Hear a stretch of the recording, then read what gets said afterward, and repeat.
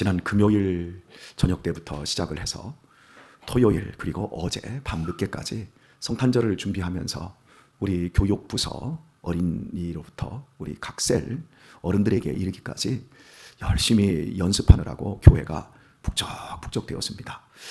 참 그 모습을 보면서 얼마나 흐뭇한지 참 기분이 너무 좋고요. 마음이 기쁩니다. 사람이 살아가면서 후회하는 게 두 가지가 있다고 합니다. 저한테 적용을 해봐도 그런 것 같아요. 한 가지는 안 해야 할 것을 해서 후회를 하는 사람들이 있고, 또 해야 하는 것을 안 해서 후회를 하게 되는 경우도 있다고 합니다. 우리는 이 두 가지를 아마 다 하고 있을 것 같아요. 왜냐하면 완전한 인생은 없어요. 안 해야 할 짓을 해서 부끄럽게 되고 손해를 본 경우에 나중에 후회를 했던 부분들이 있었고 지금도 있다고 생각을 합니다. 반면에 해야 할 일인데, 그 해야 할 일은 보통 이렇게 말합니다. 사람 노릇을 바로 하려면 반드시 했어야 하는데 안 해가지고 후회하는 경우. 왜 이런 것들을 못할까요? 왜 안 해야 하는 것을 또 할까요? 그것은 우리 자신을 합리화시키는 자기 기만 때문이라고 합니다. 이거 괜찮겠지 내가 하면 이건 로맨스지 다른 사람이 하면 불륜이더라도 이렇게 생각을 하는 거죠. 다 자기 금송아지 신앙인 거예요. 또 해야 할 일에 대해서는 남들도 다 못하고 사는데 나도 그러고 살면 되는 거지 남은 튀면서 꼭 이걸 해야 되겠어. 우리는 이렇게 자기를 편드는 이런 생각들을 늘 가지고 있는 거예요. 제가 여러 목사님들을 보고 또 제가 전화상으로 권 목사님 많이 바쁘시지요? 이렇게 저한테 얘기를 해요. 참 바쁘시지요. 연말에 참 바쁘시지요. 그래요. 이제 그 바쁘다는 건 내년도에 계획을 세우고 셀이나 구역이나 수훈을 다시금 조정해야 되고 교육부서 이런 거 또 각 교회의 여러 총회라든지 거쳐서 새로운 사람들을 등용해야 되고 많은 것들이 필요하니까 목사님 참 바쁘시지요. 이제 이렇게 저한테 묻는 거예요. 그래서 제가 안 바쁜데요. 그랬더니 권혁철 목사님처럼 열심히 사는 사람이 없는데 엄청 바쁘겠지요. 그래서 제가 다시금 안 바쁜데요. 그랬더니 좀 그러지 좀 마. 그렇게 하는데 제가 바쁜데 안 바쁩니다. 그런 얘기를 했더니 도대체 그게 무슨 얘기냐라고 저한테 이렇게 묻습니다. 그래서 나는 올해 죽을지 내일 죽을지 모레 죽을지 모르는데 하루하루 하나님이 주시는 그 안에서 열심히 그냥 살 뿐입니다. 나는 내가 서는 곳에 하나님의 말씀이 있고 내가 가는 곳에 하나님의 말씀이 있고 내가 멈추는 곳에 하나님의 말씀이 있고 그곳에 하나님의 나라가 이루어지면 되어집니다. 그랬더니 이 권 목사를 그냥 확 그러면서 그런 말은 누가 못해? 우리도 다 그러고 살지. 이제 그렇게 이야기를 해서 못하잖아. 제가 그래서 내가 이게 정콕을 찌른다는 거 하잖아요. 생각을 하고 있는데 실제는 못하는 거예요. 그래서 제가 물었어요. 거기 성탄절에 성탄절 2부 행사합니까? 않는다라는 거예요. 왜 안 해요? 성도들이 힘들어한다라는 거예요. 그래서 않는다라는 거예요. 우리는 지금 이 밤에도 열심히 연습하고 애를 쓰고 있습니다. 그거 해야 되는 일이에요? 안 해야 되는 일이에요? 성경에 없어요. 안 해도 돼요. 그런데 우리가 이 교회 생활하면서 성탄절 2부 하면 이건 한국교회의 막강한 어떤 저력을 나타내주는 상징과도 같았습니다. 우리 어린 시절 가난하고 배고프던 그런 시절 성탄절 2부 때 올리는 연극 또 노래, 시 이런 것들을 준비하면서 우리 문화를 끌어올리고 우리가 거기에서 달란트를 발견하고 새벽송을 하고 이런 모든 것들이 우리 한국교회의 아름다운 추억이에요. 다 가지고 있어요. 해야 된다라고 하는 것은 알고 있지만 실제는 안 해요. 그리고 나중에 후회하는 거예요. 그래서 제가 정콕을 찌르면서 해야 되는데 안 하잖아요. 그리고 회사의 경영 방식을 교회에 가져와서 하다 보니까 사람들은 자꾸 지쳐가고 못해요, 안 해요. 나중에 왕창 후회하게 되는 거죠. 그래서 이런 차원에서 우리 교회 성도님들이 가족처럼 서로를 위해주고 서로를 지지해주고 해야 할 그 일에 대해서 꼭 하는 사람들이 앞장서서 일을 해주고 올해도 우리는 최고의 추억을 만듭니다. 물어봅니다. 다른 각도에서 오후 예배 드려야 돼요? 안 드려야 돼요? 당연히 드려야죠. 그죠? 대부분의 교회들이 오후 예배가 아직 없어요. 우리 교회도 언젠가는 오후 예배가 없어질 겁니다. 왜냐하면 문화의 힘을 이겨낼 재간이 없어요. 그 시대의 그 문화, 그것이 결국 그 시대의 또 다른 형태의 신앙생활을 만들어내거든요. 본질은 훼손하지는 않아도, 중심은 바뀌지 않아도 옷은 다른 것으로 갈아입혀지게 되는 것이 문화이니까요. 그런데 지금 현재 오후 예배를 드리는 교회들도 할머니들 몇 사람, 신앙적으로 열심히 하는 할머니들 몇 사람, 할아버지들 이런 분들만 이렇게 나와 있어요. 그런데 우리 교회 오후 예배 어떻죠? 어제 앉을 자리가 없어요. 좀 늦게 들어오신 분들은 눈치 보여가지고 뭐 앉을 자리가 없을 정도로 오히려 오전에 중요하게 생각하는 1, 2부 예배보다 더 많은 성도들이 운집해 있어요. 이게 여러분의 눈에는 별스럽게 보이지 않을지 몰라도 제 눈에는 엄청나게 특별하게 보이는 거예요. 해야 할 일을 하고 있는 거예요. 후회가 없을 줄 믿습니다. 그러면 다른 교회들은 어떤가요? 해야 할 시간에 안 할 것을 하고 있는 거예요. 그 사람들이, 그리고 그 교회가. 그러면 나중에 후회가 남을까요? 안 남을까요? 보통은 그래요. 해야 할 일을 해야 하는데 안 하면 이 두 개가 합쳐지는 거예요. 안 해야 하는 것을 해서 나중에 후회스럽고, 해야 할 일들은 못해서 후회스럽고, 이 두 가지를 다 가지고 인생에 나중에 남는 것이 아무것도 없는 거예요. 사랑하는 교회 여러분, 행복이 뭐냐? 행복은 딱 한 문장으로 만들어진대요. 내가 가고 싶은 장소에, 내가 가고 싶은 시간에, 내가 가고 싶은 사람과 거기에 있는 것이 행복이랍니다. 김경순 권사님 머리가 똘똘하니까 회장도 계속해서 연임을 하고 어제도 최다 득표를 받고 권사 회장님이 되셨대요. 우리 권사님은 아마 양가 감정일 거예요. 고맙기도 하고 속상하기도 하고, 이게 양가 감정이 참 묘하거든요. 제가 우리 교회에 어떤 분에게도 축하한다는 말을 안 해요. 임직할 때 특별히 축하한다는 말을 전혀 안 하는데 어제 우리 김경순 권사님에게는 축하합니다라고 해줬어요. 왜냐하면 그 자리는 엄청나게 복받는 자리거든요. 예. 이게 얼마나, 권사가 되어서 권사가 된 걸로 우아하게 나도 권사 됐어 하고 그냥 남에게 눈밖에 나지 않을 정도로 예배 생활 잘하고 헌금 생활 잘하고 그리고 적당하게 신앙생활 할 수 있습니다. 장로님이 되셔도 마찬가지고 목사가 되어서도 마찬가지예요. 그런데 이런 중요한 임직을 받아놓고 권사회장이 되었습니다. 적당하게 할 수 있어요, 없어요? 못해요. 최선을 다해야 돼요. 속을 끓여야 돼요, 안 끓여야 돼요? 끓여야 돼요. 작년에도 2번 울었대요, 올해. 그런데 내년에는 딱 한 번만 울게 해드리면 참 좋겠어요. 우리 권사님들, 다른 분들 버겁고 힘든 거예요. 그런데 그 책임감 때문에 그걸 해낼까요, 못할까요? 하죠. 죽으면 죽으리라는 정신을 가지고 있는 분이 우리 권사회장이신 우리 김경수 권사님인데 그 일을 해내기 때문에 제가 축하합니다라고 제가 미리 말씀을 드린 거예요. 여러분이 앞으로도 축하합니다라고 우리 권사님한테 이렇게 격려를 좀 많이 해주시면 좋겠습니다. 여러분, 우리의 인생 속에서 부담이 되고 고난이 되고 그리고 위기가 올 때, 갈등이 생기는 일들은요, 그때야말로 하나님께서 우리를 찾아오시는 기회예요. 안 하고 있는 것을 끊어낼 수 있는, 안 하고 있는 것을 할 수 있는 기회. 하지 않아야 할 것들을, 하고 있는 것들을 다 끊어내고 지금 안 하고 있는 것들을, 꼭 해야 하는 것들을 하는 대로 나갈 수 있는 기회.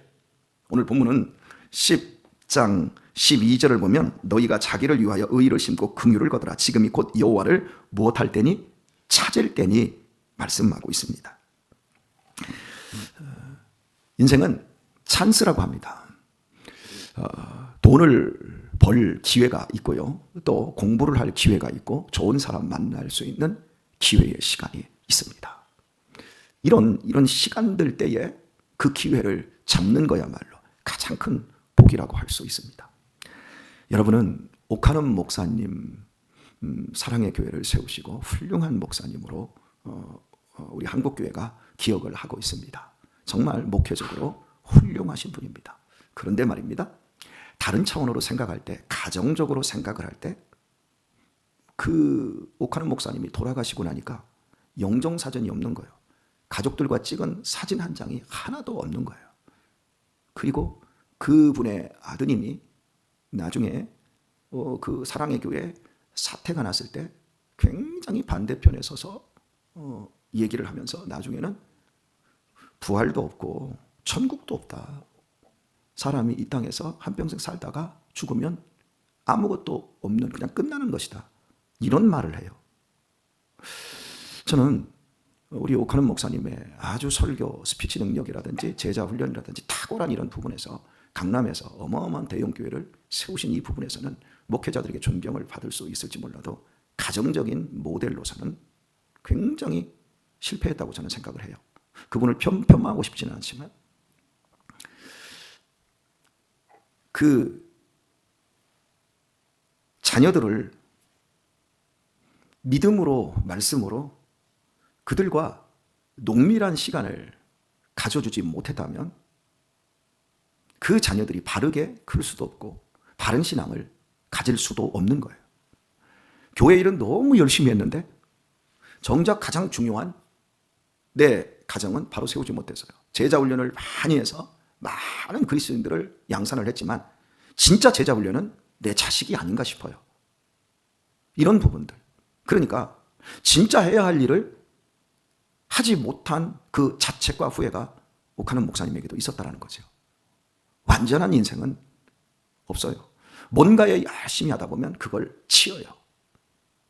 인생에 있어서 하나님이 우리를 찾아오는 때는 우리를 분명히 가르쳐 주시고 우리를 새롭게 할 수 있는 기회의 시간인 겁니다. 이때 우리의 마음판을 저 밑에서부터 깊게 갈아엎어서 그 기회들을 후회의 시간이었던 것들을 보람의 시간들로 만들어 갈 수 있어야 하는 겁니다. 도덕적인 이야기를 하고 있는 게 아니에요. 신앙의 원리예요. 우리의 이 내면 세계는 우리 자신을 끝없이 편들고 그저 하루하루를 아무런 어려움 없이 편안하게 갈등 없이 지나가기를 원하는데도 하나님은 우리의 평안을 깨트리고 우리에게 갈등을 허락을 하세요. 이때 우리가 돌아봐야 할 건 갈등의 원인인 어떤 사건과 사람을 보는 것이 아니라 그 갈등을 통해서 하나님이 내 마음을 깊게 갈아엎고 후회 없는 인생, 더 적극적으로 보람되고 아름다운 열매를 많이 맺을 수 있는 대로 우리를 이끌어 주시는 것입니다. 만약에 이런 부분들이 잘 우리에게 이루어지지 않는다면 복음의 영광 안에 들어와 있지만 예수 그리스도의 십자가의 사랑으로 아무것도 막힐 것이 없고 우리를 그 사랑 안에서 제외할 것이 없는 엄청난 은혜와 보호를 받고 있음에도 불구하고 우리의 인생은 비루하고 후회스럽고 불쌍해질 수밖에 없습니다. 어떤 신학자가 우리 한국교회 문제를 이렇게 말을 했습니다. 예수님의 말씀대로 살다가 문 닫은 교회가 없기 때문에 우리 한국교회가 문제가 되고 있다. 예수님의 말씀대로 잘 살려고만 하니까 여기서 이 잘 산다는 것은 하나님의 말씀대로 하나님의 나라와 하나님의 뜻을 세워가는 그런 삶을 잘 사는 것인데 이런 삶이 아니라 내 욕망과 내 인생의 부귀영화와 내 인생의 건강과 평안만을 유지하려고 사는 이런 금송아지 신앙을 하나님이 꺾을 수 있는 기회를, 돌이킬 수 있는 기회를 주실 때에 예전에 있었던 그런 교회 형태의 금송아지 교회들은 문을 닫아야 되는데 이런 문을 닫는 교회가 없다라는 거예요. 그것이 우리 한국교회가 이렇게 약해져 가고 있는 것이라고 말을 하고 있습니다. 사랑하는 교회 여러분, 예수님의 말씀대로 살다가 망하실래요? 예수님의 말씀대로 안 살다가 성공하실래요? 어느 쪽이 좋겠습니까? 이해를 하셨습니까? 못 하셨습니까? 예수님의 말씀대로 살다가 망하는 것이 좋겠습니까? 예수님의 말씀대로 안 살다가 세상에서 형통한 것이 좋겠습니까? 아, 그렇죠? 예. 그러니까 본사회장을 또 하시는 거예요. 예. 저도 그러고 싶습니다. 물론 말씀대로 살아서 형통하고 모든 것들이 넉넉해지고 이렇게 사는 사람도 있습니다. 하나님이 그런 사람도 허락하십니다. 그러나 십자가의 복음이 우리를 끌고 가는 것이 어디냐면 이 세상은 우리가 버려야 될 것이고 이 세상은 지나가는 나그네이고 이 몸뚱이도 한평생 사용해서 그리스도의 나라와 그 의를 나타내는 일에 도구로 쓰임받는 것일 뿐입니다. 그런데 우리는 이 몸뚱이가 주인이 자꾸 되려고 하고 내 자신의 욕심이 곧 신앙이 되려고 합니다. 이런 부분들이 언제 어떤 자리에서 깨지고 진짜 우리를 비우고 십자가를 지고 나를 부인하고 주님을 쫓아갈 수 있습니까? 고난과 갈등이 올 때 내가 이 상태로는 기존에 살아왔던 방식대로는 살면 안 된다라고 하는 이런 엄청난 인생의 어려움들이 생겼을 때 그때 우리는 하나님이 나를 찾아온 때는구나. 그리고 우리 자신을 완전히 바꿀 수 있습니다. 예전에 일제시대 초엽에 우리나라의 경허 스님이라고 하는 조계종에 엄청난 어른이 계셨습니다. 이 어른이 낳은 그 제자가 성철 스님이고요. 우리가 다 들어보면 아는 법정 스님 이런 분들이 그분의 제자입니다. 근데 이 경허 스님이 사람의 크기가 엄청나게 컸어요. 항상 밝았고 그 지식의 그 넓이와 깊이가 정말 컸는데 어느 날 독일의 신부하고 이 절에서 이렇게 만나서 독일 신부가 이 경허 스님을 전도하러 온 거예요. 그래서 독일 신부님이 말을 한 겁니다. 스님, 예수님 믿으세요. 그러니까 여러분 생각해 보세요. 조계종의 가장 큰 어른, 거기에 이렇게 신부님이 온다고 할 때 이 다른 스님 같으면 안 만나요. 못 오게 합니다. 그런데 자기 주지 방에 딱 앉혀 따뜻하게 차 한 잔 대접을 해드리고 왜 오셨습니까? 무슨 말씀을 하냐? 다짜고짜 예수님을 믿으세요. 이제 이렇게 말을 한 거예요. 그럼 여러분 같으면 자 보세요. 오늘 저쪽에 절간에서 우리 교회에 나를 만나고 싶어서 온다 그럽니다. 그래서 그러면 왜 스님이 저를 만나러 올까요? 그랬더니 그 스님이 나를 전도해 가고 싶어서 온다 그럽니다. 그럼 제가 오라고 할까요? 안 올까요? 제가 만나줄까요? 안 만나줄까요? 난 잘 안 만나줄 것 같아요. 제가 사람의 크기가 안 되니까. 근데 그분은 신부님이 오라고 한 거, 온다고 하니까, 전도하러 온다고 하니까 오라고 하고 방까지 모셔드렸어요. 그리고 말씀하시죠 했더니 스님, 예수님 믿으세요. 그러니까 이 경허 스님이 이렇게 말했습니다. 그렇겠습니다. 그러니까 이 독일 신부님이 좋아가지고 와 하면서 하는 거예요. 나갔어요. 그리고 사람들에게 떠들은 거예요. 내가 복음을 전했다고. 저 스님이 예수님을 믿겠다고 그러겠습니다. 이렇게 대답을 했다고. 그게 이제 교황청에 보고도 되고 이렇게 내가 스님에게 나가서 복음을 전했다고. 그런데 나가는데 그 장면을 그 스님 그 밑에 있는 주지 스님 밑에 있는 다른 스님들이 봤어요. 물었어요. 어떻게 여기까지 왔는데 그런 신부의 얘기를 듣고 그러겠습니다. 대답을 할 수 있습니까? 라고 물으니까 나는 그러겠다고 한 게 아니라 그렇겠습니다라고 대답했어. 그렇겠습니다. 예수 믿으세요? 그렇겠습니다. 이게 무슨 의미였냐면 비아냥이었어요. 그러면서 그 제자들에게 말한 게 뭐냐면 저 사람은 그것밖에 모르니까 예의도 없고 범절도 없고 그것밖에 모르니까 그리고 그것이 그 사람에게 하나의 자격이 되니까 내가 그거 인정해 주려고 그렇겠습니다 라고 대답한 걸세. 그것밖에 모르니까. 이게 부끄러운 얘기예요.